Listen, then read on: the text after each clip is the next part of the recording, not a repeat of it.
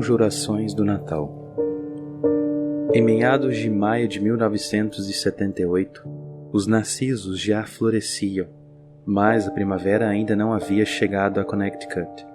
Lorraine planejara passar o sábado dia 13 plantando cóleos no jardim do seu quintal, mas tempestades de vento atingiram o estado, seguidas de 5 dias de fortes chuvas.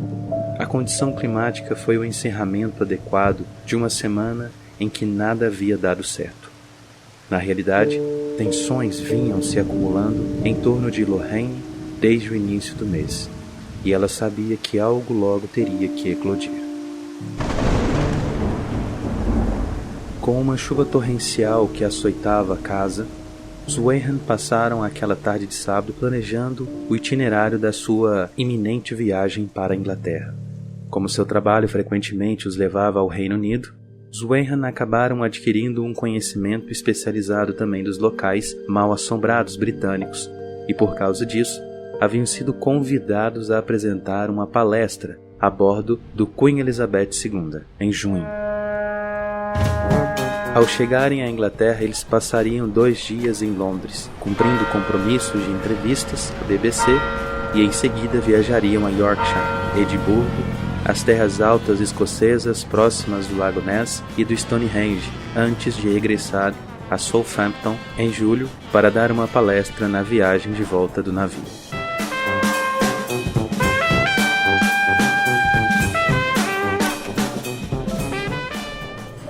Após terem feito algum progresso nos seus planos sobre o Reino Unido naquela tarde, os Wayhan saíram para jantar. Retornando pouco depois da meia-noite, Lorraine verificou as ligações registradas na secretária eletrônica. Havia uma mensagem de um amigo de Los Angeles: "Quero que vocês venham para o aniversário do Josh." Em seguida, um telefonema da sua filha Jude, que estava de férias na Virgínia. Depois, a solicitação de um rapaz para marcar um horário com Ed. "Aquela entrevista sua, tudo bom?" E por fim, uma estranha sequência de cliques e zumbidos incomuns, seguida da voz aflita de uma desconhecida. "Espero que consigam me ouvir. Meu nome é Foster. Senhora Sam Foster. Não sei exatamente o que aconteceu aqui", disse ela com a voz à beira do descontrole. "Mas meus filhos ficaram assustados e foram perseguidos por alguma coisa." Hesitação. Em seguida: "E tem alguém ou alguma coisa na casa, lá em cima, no quarto de uma das crianças. Por favor, liguem de volta assim que puderem." Ed e Lorraine ouviram em silêncio enquanto a mulher angustiada dava seu endereço e número de telefone. Embora já fosse 00:40, Lorraine prontamente tentou retornar a ligação. "Quando um caso nos é encaminhado", explica Ed, "entramos imediatamente em contato com a pessoa ou a família que está tendo problemas. Se nos parecer necessário entrar no caso, então oferecemos ajuda. Dizemos à família que não cobramos pelo nosso tempo, mas que precisamos ser reembolsados pelas despesas básicas, como tarifas aéreas, quartos de hotel e assim por diante. Esclarecido isso, agendamos uma visita para acontecer o mais depressa possível. Em geral, já estamos a caminho dentro de 1 ou 2 horas." O telefone da senhora Foster chamou inúmeras vezes, mas em seguida a conexão caiu. Lorraine desligou e discou de novo. Dessa vez parecia que alguém havia atendido, mas o telefone continuava a chamar. Na terceira tentativa de contatar o número, Lorraine teve o mesmo resultado frustrante. Sem saber o que fazer, Lorraine discou para a operadora de telefonia, que então discou o número e teve exatamente o mesmo problema. Por sua vez, a operadora chamou a supervisora dela, que ouviu a explicação de Lorraine de que estava tentando retornar a ligação de uma pessoa aflita. Compreensiva e solícita, a supervisora submeteu a linha a diversos procedimentos de testes eletrônicos, mas em vão. Ela admitiu estar intrigada. "Não há nada de errado com o telefone receptor. Sua ligação deveria ser completada." Todavia, os Wayhan não conseguiram contatar a mulher naquela noite. Como bem sabem Ed e Lorraine, o que aconteceu ao telefone dos Foster não era incomum. Na verdade, essa espécie de artifício eletrônico era clichê quando um espírito maligno estava atuando. Interferências, obstruções, confusão, táticas para ganhar tempo. São rotineiras para um espírito determinado e dotado de habilidade de manipular variáveis físicas e metafísicas. Na manhã seguinte, domingo 14 de maio, os Weyhan foram de carro até a igreja. No caminho, um intenso fedor rançoso de excremento espalhou-se pelo veículo. Então, na metade da celebração, o mesmo odor pútrido psiquicamente projetado assaltou os sentidos do casal. Mais uma vez, quando voltavam para casa no carro, ficaram nauseados devido a um fedor repugnante. Contudo, Ed e Lorraine não associaram ao caso demoníaco que estavam prestes a investigar naquela tarde. Quando os Weyhan chegaram da igreja, Lorraine telefonou de imediato para a família Foster. A senhora Foster atendeu ao telefone no segundo toque. Lorraine contou-lhe sobre a dificuldade que teve para entrar em contato na noite anterior. Então, o telefone estava funcionando normalmente, respondeu a mulher. Mas não tocou depois da meia-noite. Sei disso porque estava esperando a sua ligação. O problema com o telefone perturbou ainda mais a mulher. E por isso, Lorraine marcou um horário para visitar a família naquela tarde. Às 14 horas, os Weyhan já haviam chegado à residência dos Foster. A residência da família era uma típica casa ao estilo Cape Cod, em uma área arborizada, e na qual Ed e Lorraine vieram a descobrir, a família já morava há 13 anos. Todos os membros da família estavam presentes naquela tarde. Al Foster, guarda-fios de uma empresa de telefonia, era um homem de 35 anos e aparência jovial.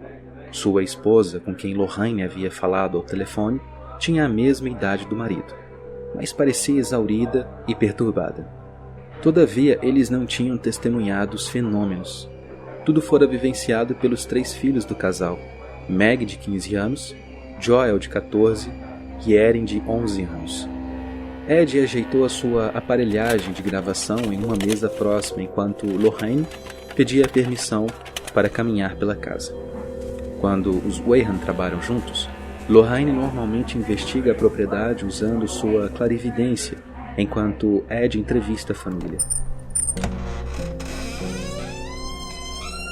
Ela começa pelo porão e segue até chegar aos andares superiores, parando em cada cômodo da casa.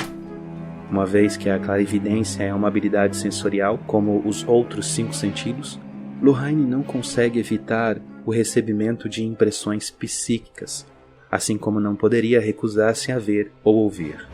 Portanto, se existe uma presença espiritual em uma casa, são muito grandes as chances de que ela a perceba. Quando ela saiu da sala, Ed deu início a uma extensa entrevista. 1º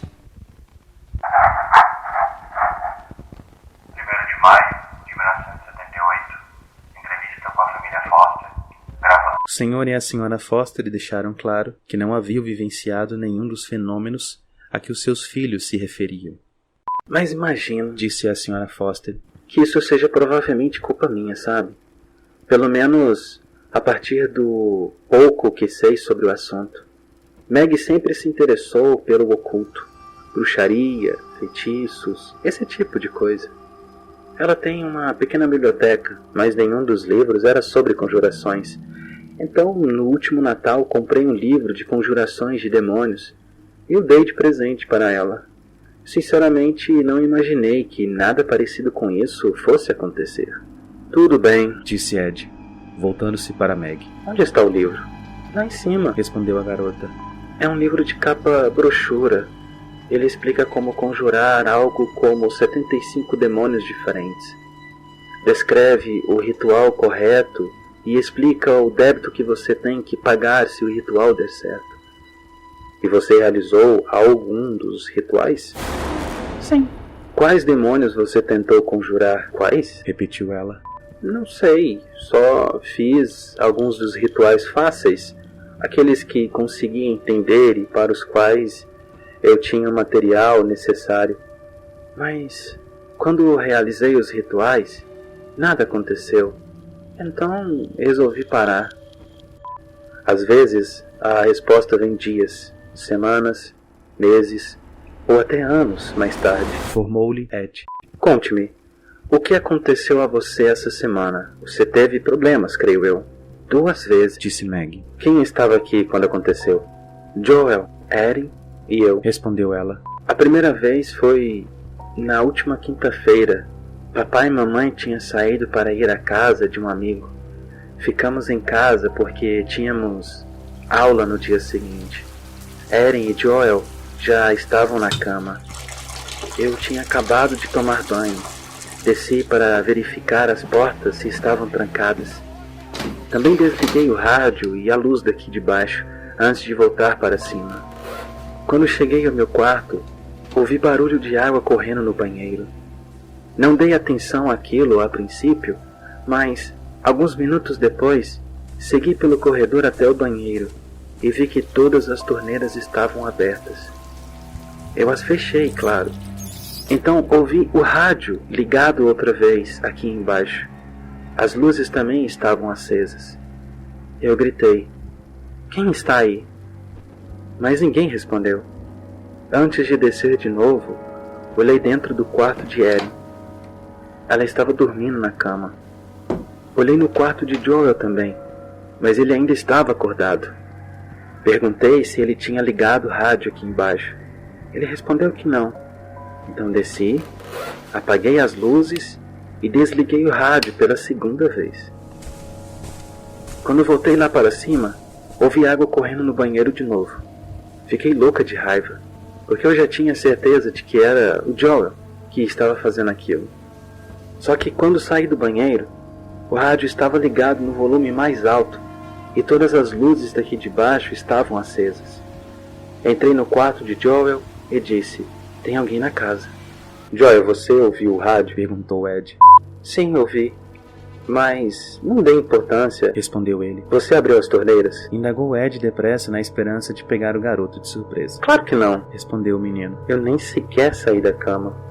"Tudo bem, Meg", disse Ed. "Por favor, continue." De lá de cima, ouvi que o rádio estava trocando de estações. Então desci depressa, outra vez, achando que os meus pais talvez estivessem em casa. Quando cheguei aqui embaixo, dessa vez o botão de sintonização do rádio estava se movendo sozinho de lá para cá. Fiquei ali observando e foi então que comecei a ficar apavorada. Desliguei o rádio e apaguei as luzes de novo, mas quando eu estava subindo as escadas, na metade do caminho, senti como uma mão gelada tocar o meu ombro, apenas por um segundo no escuro. Eu quase gritei, mas me contive. Eu fui correndo direto para o meu quarto. Fechei a porta e apaguei a luz. Mas antes de me deitar na cama, ouvi o som de passos, como se alguém estivesse saindo do meu quarto, passando pelo corredor. Acontece que a porta não se abriu, mas você não achou que essas coisas eram estranhas? Perguntou Ed. Claro que achei, disse Meg. Eu estava morrendo de medo. Erin, e você? Ouviu o rádio? Perguntou-lhe Ed. Não, eu estava dormindo, respondeu a garotinha. Diga, Meg, mais alguma coisa aconteceu depois que você ouviu os passos saindo do seu quarto? Sim, muitas. Quando alcancei a cama, eu me deitei e fechei os olhos.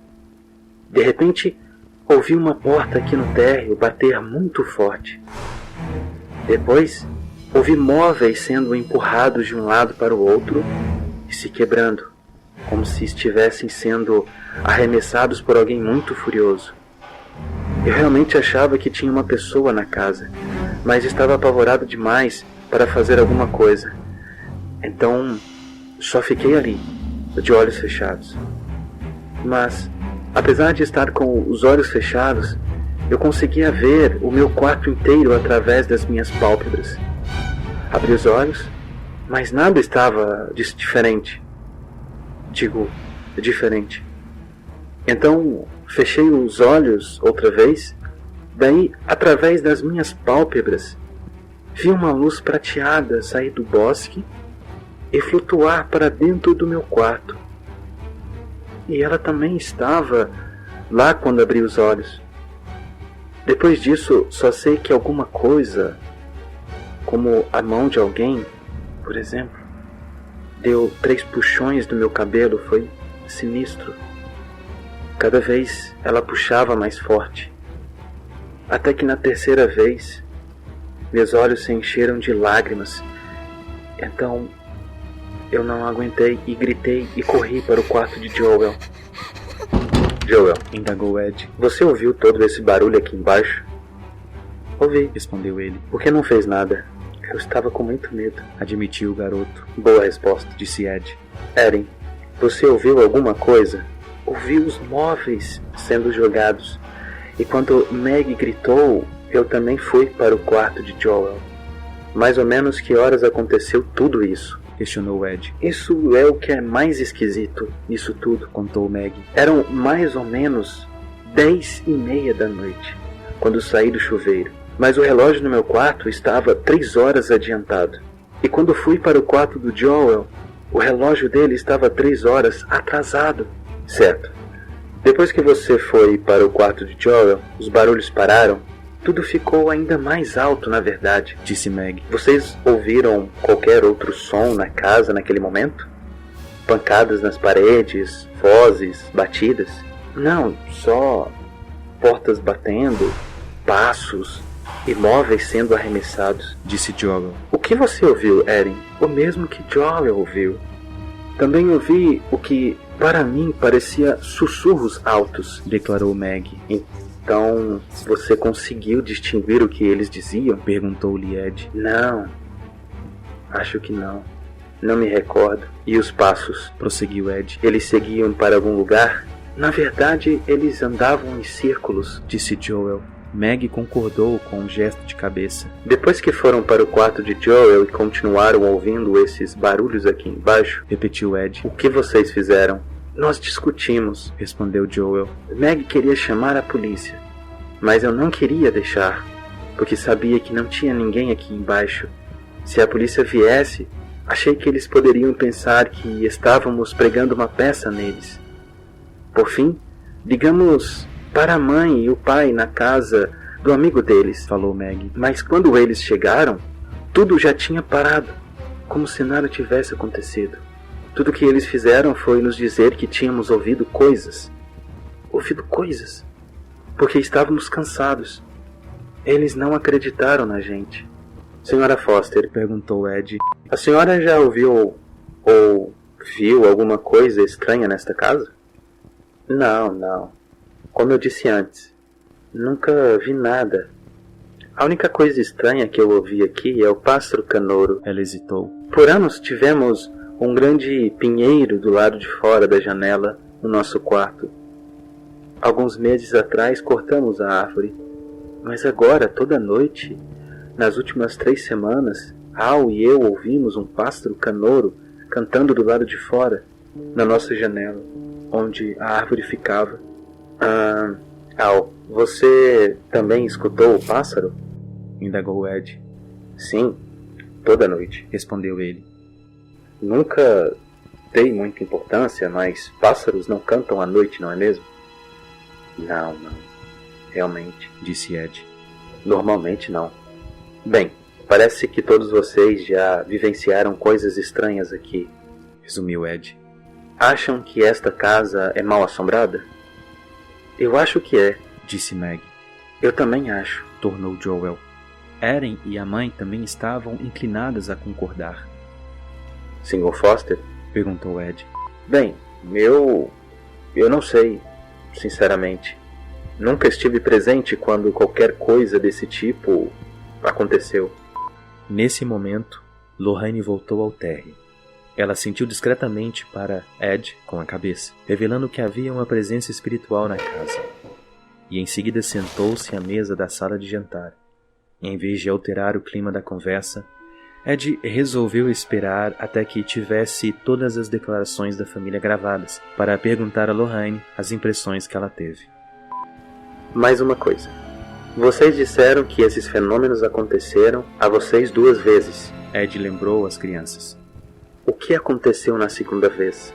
A segunda vez foi ontem à noite, respondeu Joel.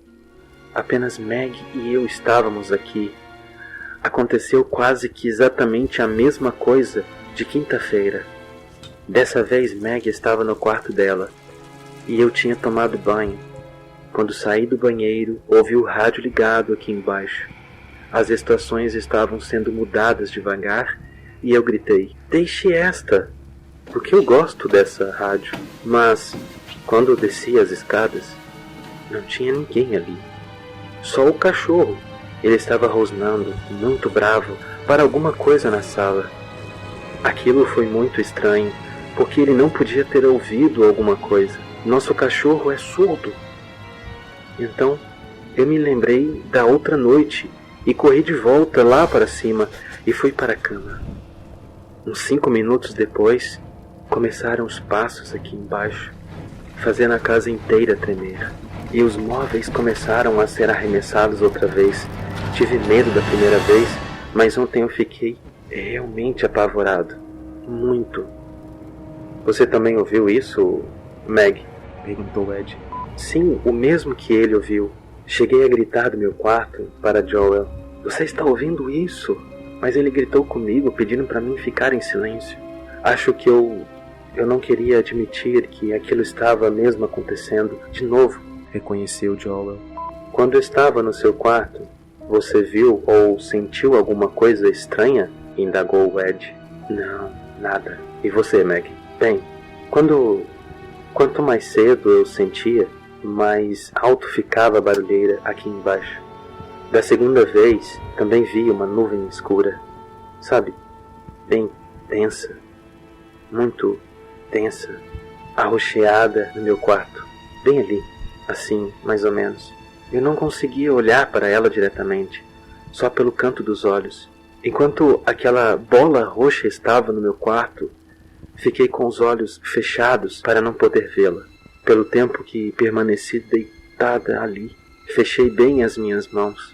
De repente senti outra mão tentando forçar a minha a se abrir. Era uma mão bem forte, como a de um homem adulto. Ela não conseguiu abrir o meu punho, então puxou o meu braço muito forte e tentou me arrancar da cama. Ela puxou quase metade do meu corpo para fora da cama antes de eu gritar por socorro. Daí ela me soltou e corri para o quarto de Joel imediatamente. Ed olhou para Joel. O que aconteceu em seguida, Joel? Mac e eu queríamos ligar para a polícia, ou para os meus pais, ou alguém, respondeu o garoto. Mas não queríamos sair do quarto. Meg me contou sobre a mão e nós dois sentimos que mais alguma coisa iria acontecer. Como que? A gente não sabia, respondeu o garoto. Mas sentimos um ar forte, um ar muito forte de maldade em volta da gente. Não sei como descrever. É como uma atmosfera densa. De qualquer forma, queríamos sair da casa, mas não queríamos ter que passar pelo andar de baixo, pela janela. Mas achei aquilo loucura. Eu disse a ela que iríamos correr para fora. Meg, então, ela vestiu roupas do meu armário, porque ela não queria voltar para o quarto dela. Então abri a porta do quarto.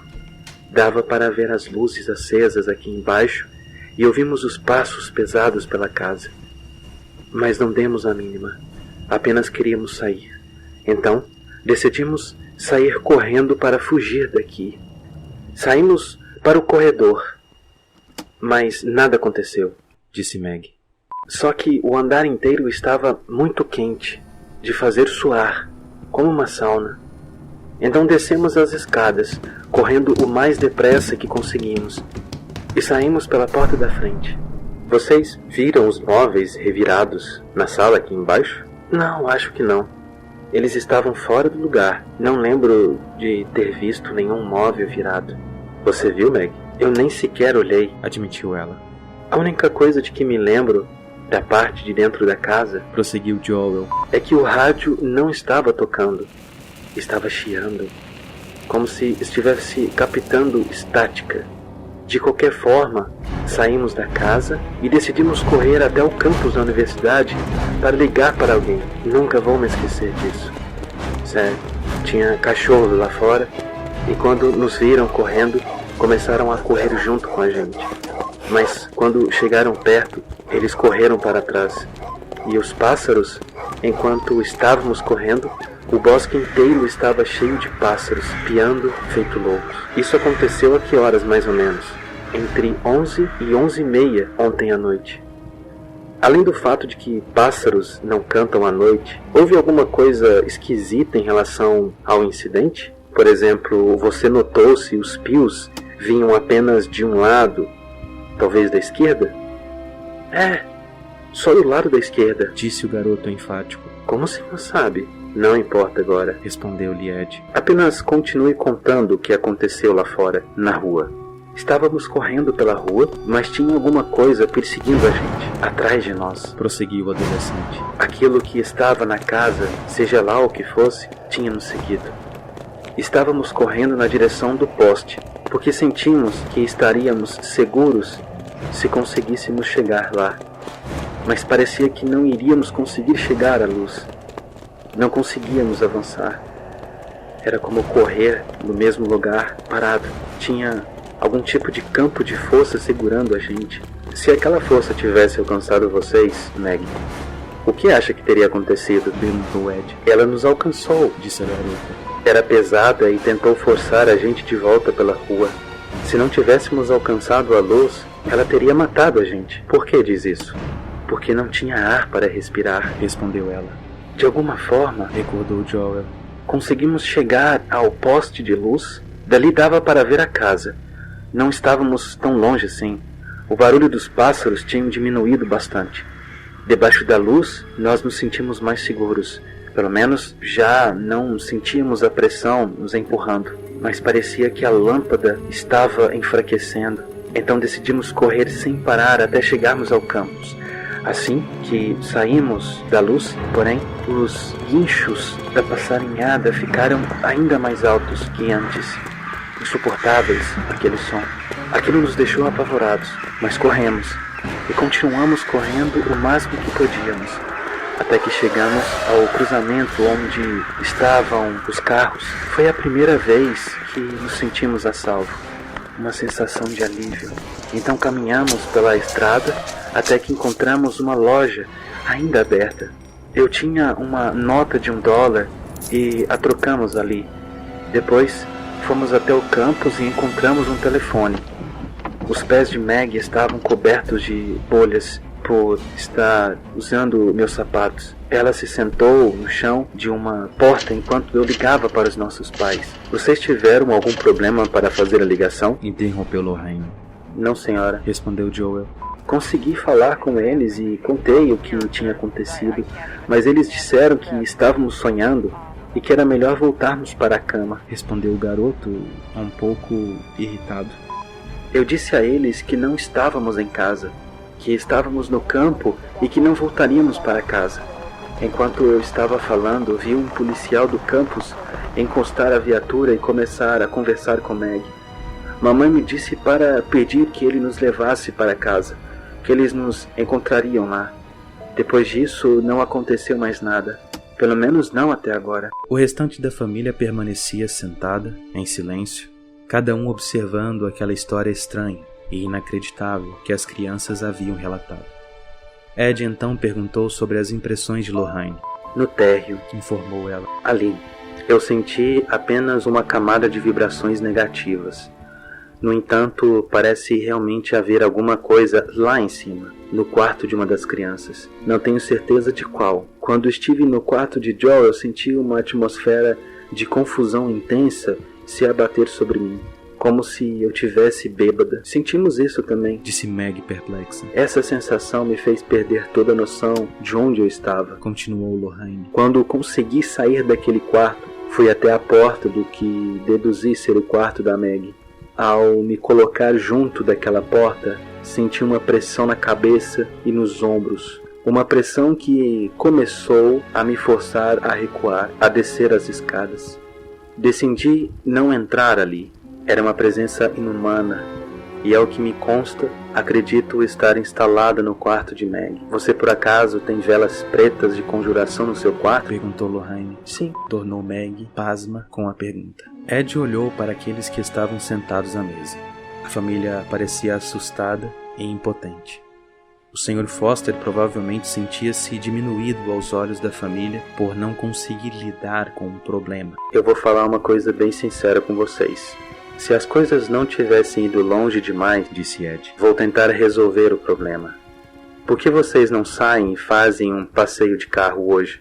Fiquem fora por mais ou menos 1 hora. E enquanto estiverem fora, por favor, não discutam os acontecimentos dos últimos dias. Nem sequer pensem neles. Quando voltarem, então poderemos conversar. Eles ficaram contentes em saber que algo podia ser feito.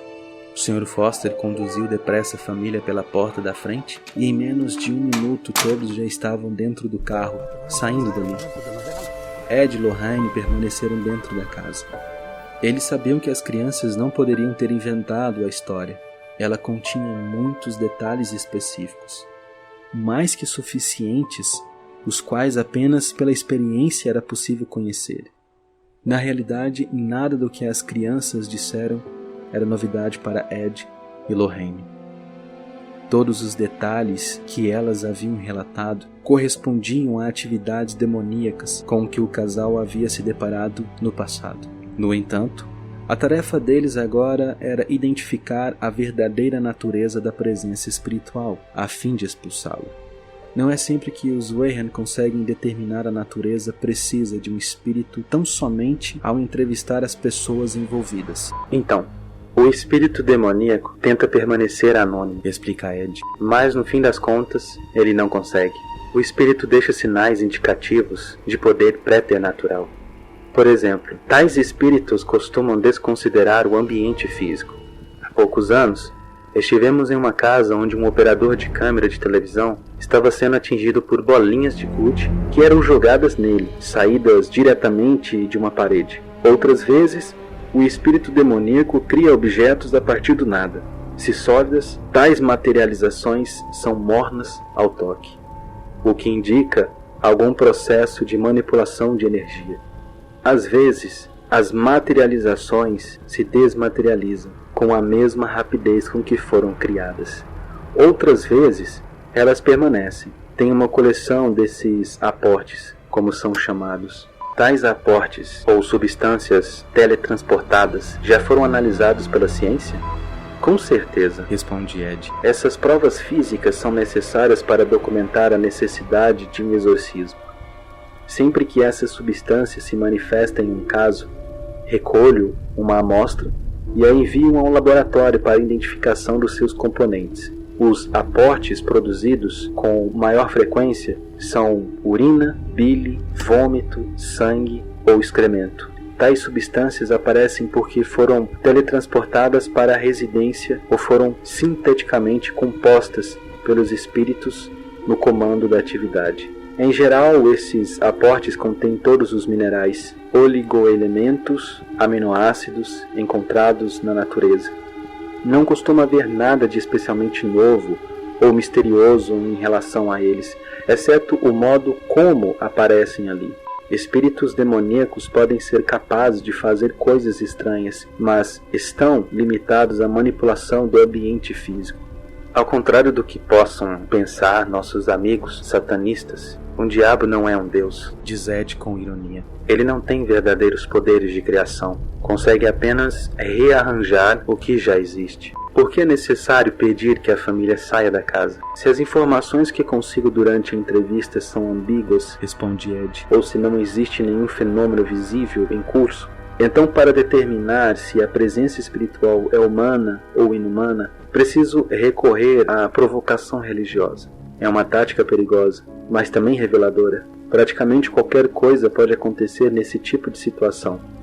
Por isso, se tenho que provocar o espírito, peço para que todos saiam para almoçar e fico sozinho na casa. Em alguns casos, Lorraine fica comigo, mas o papel dela não vai além do discernimento da natureza do espírito. Não há nada que um clarividente possa fazer contra um espírito demoníaco perverso, embora existam inúmeras formas pelas quais uma entidade negativa pode ferir seriamente um indivíduo sensível. Quando estou sozinho, uso a provocação porque não sou médium. Preciso provocar atividade que eu possa perceber com meus 5 sentidos, como outra pessoa qualquer. Sempre levo comigo uma relíquia do Padre Pio para proteção. Quanto mais poder religioso eu agrego, maior é a probabilidade de que ele seja provocado a responder. É assim que eu faço. Sabendo o que serei obrigado a enfrentar, muitas vezes eu me sentiria mais confortável carregando uma chave de roda e um revólver. Porém, não se pode matar uma coisa que existe desde o início dos tempos. Entretanto, quando estou sozinho ali, tudo na casa fica imóvel e silencioso. Nada parece estar errado. É incrível. Se a perturbação está localizada em um local, então primeiro vou até essa área. Se a família me disse que não há um local específico, então apenas vou de cômodo em cômodo, até que alguma coisa aconteça. Caso o responsável pelo problema seja um fantasma, ele normalmente se mostrará a mim enquanto eu estiver percorrendo a residência. Ele sabe que a brincadeira acabou, e um fantasma dificilmente não quer se desentender com Deus. Mas se for um espírito demoníaco que jurou odiar a Deus e é repelido pelos objetos religiosos, então, mais cedo ou mais tarde, as coisas vão começar a acontecer. A temperatura dentro da casa cairá até que o lugar fique gelado, ou aumentará a níveis intoleráveis de calor. Vai surgir um fedor de carne apodrecida, ou qualquer outro odor repugnante. Posso ouvir alguma coisa explodir, uma voz ameaçadora, diferente de qualquer voz humana que você já ouviu, ordenará que eu saia. Pode ser que eu ouça passos projetados telepaticamente, correndo escada acima. Isso é uma manobra para me fazer seguir o barulho de modo a talvez ficar encurralado em algum cômodo. Mãos invisíveis podem rabiscar alguma obscenidade nas paredes, bem diante dos meus olhos. Outras vezes, nada disso vai acontecer. E então, quando ao menos esperar, o espírito trairá a própria presença e começará a se manifestar às claras. E por que esse processo de provocação religiosa funciona? É por minha causa? Não. Funciona porque o espírito demoníaco odeia qualquer menção ao nome de Deus, ou o uso de objetos religiosos. Tal entidade está tão mergulhada em culpa, ódio e ciúme que a provocação religiosa chega a ser, de fato, dolorosa para ela. Na residência dos Foster, os Wayhan trabalham juntos. Para fins de provocação, Ed usou um crucifixo e água benta, 2 itens que são anátemas à entidade demoníaca. Descendo ao porão, Ed aspergiu a água benta nos 4 cantos daquela área. Em seguida, ele disse, em voz alta: Em nome de Jesus Cristo, ordeno que todos os espíritos, humanos ou diabólicos, saiam desta habitação e nunca retornem. Os Wayhan esperaram por alguma resposta, mas não houve nenhuma. Por que Ed tem permissão de usar água benta se ele não é um sacerdote? Não é uma questão de permissão, diz Ed. As pessoas têm permissão de usar água benta na própria casa. A diferença é que a água que uso no meu trabalho foi abençoada por certos padres específicos, que são exorcistas. Essa água é dotada de um poder positivo muito real. Não é a água em si que importa, mas a piedade que ela representa. Eu apenas uso a água, não a abençoo. No piso térreo, Ed repetiu o mesmo procedimento em cada um dos cômodos. O processo conhecido pelo exorcista como esconjuro exige que o espírito infestador se manifeste, se estiver presente ou vá embora. Tendo esconjurado o porão e todos os cômodos do piso térreo sem incidentes, os Wayhan estavam prontos para começar a trabalhar no andar de cima, onde sabiam que dificuldades estavam à espreita. Contudo, enquanto se preparavam para agir, um terror pavoroso tomou-os de assalto. Para eles, essa emoção telepaticamente projetada, experimentada de forma simultânea por ambos, era uma indicação clara de que uma presença demoníaca inumana. O espírito demoníaco, diz Ed, projeta terror do mesmo modo que uma cascavel usa seu chocalho como um alerta. Um cheiro úmido de mofo ergueu-se na sala. De repente, eles perceberam um lampejo de movimento no alto das escadas. Em seguida, uma porta fechou-se com uma batida. O som praticamente os tirou do chão. Os Weyhan pensaram 2 vezes antes de ir adiante. Eles sabiam que qualquer erro de avaliação da parte deles poderia resultar em um contragolpe de terror que talvez durasse anos. Como costuma ocorrer, porém, os Weyhan decidiram continuar. Eles começaram a subir as escadas para o primeiro andar. No entanto, não importa o quanto tentassem, nem Ed, nem Lorraine conseguiam avançar para além da metade das escadas. Uma força impenetrável e obstinada fazia pressão para que voltassem. Segundo Lorraine, parecia que estávamos andando mergulhados até os ombros em um rio de correnteza rápida e forte. Apesar de muitos resistirem à força exercida contra eles, era impossível de vencer. Devagar, os Weyhan recuaram, descendo as escadas para não serem derrubados de costas. No pé da escada, por um breve instante, soou uma risada diabólica. Irritado, Ed aspergiu mais água benta no local, o que fez com que a pressão diminuísse, o suficiente para deixá-los chegar ao topo. O primeiro andar era todo dividido em quartos. Um longo corredor estendia-se ali, no sentido do comprimento da casa. Ed aspergiu o quarto de Erin com água benta e em seguida recitou o comando de expulsão, sem incidentes. Esconjurado aquele quarto, o casal seguiu para o de Joel. A porta leve, que estivera aberta antes, agora estava fechada. Ed girou a maçaneta redonda e empurrou a porta com as pontas dos dedos, abrindo-a. Para alívio do casal, o quarto estava vazio. Mais uma vez, Ed realizou o procedimento de esconjuro sem problemas. O quarto de Meg foi a última parada. A porta do quarto da filha mais velha também estava fechada. Os Weyhan não sabiam que os aguardava do outro lado. Ed girou a maçaneta da porta, entreabriu-a e depois escancarou-a. Os dois recuaram de forma involuntária. Havia algo no quarto. Mesmo invisível, o espírito projetava uma horrível sensação de infelicidade. Era uma emoção absolutamente comovente, projetada por uma entidade que está condenada à danação eterna. Não obstante, os Weyhan eram experientes demais para reagir a essa manobra emotiva. Não passava de um subterfúgio, um apelo por comiseração. Em vez disso, com serenidade férrea, Ed entrou no quarto, empunhando a cruz. Embora não se pudesse ver nenhuma presença física, o quarto estava muito gelado. Uma última vez, Ed aspergiu água benta nos 4 cantos do cômodo. Então, em tom de comando, falou: "Em nome de Deus, mostre-se agora, ou vá embora." Fez-se um longo silêncio. "Dê-nos algum sinal da sua partida", disse ele em voz alta dentro do quarto vazio.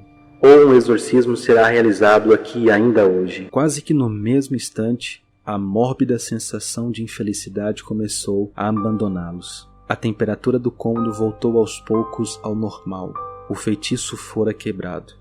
Inspecionando o quarto, os Weyhan viram por que o espírito havia adotado aquele cômodo como morada. O quarto de Meg tinha velas pretas de conjuração, vestimentas para a prática de ocultismo e livros que continham todo tipo de rituais profanos. Ed colocou os objetos no cesto de lixo da garota, levou tudo para o corredor e então selou o quarto com a leitura de uma oração de santificação recomendada para a situação.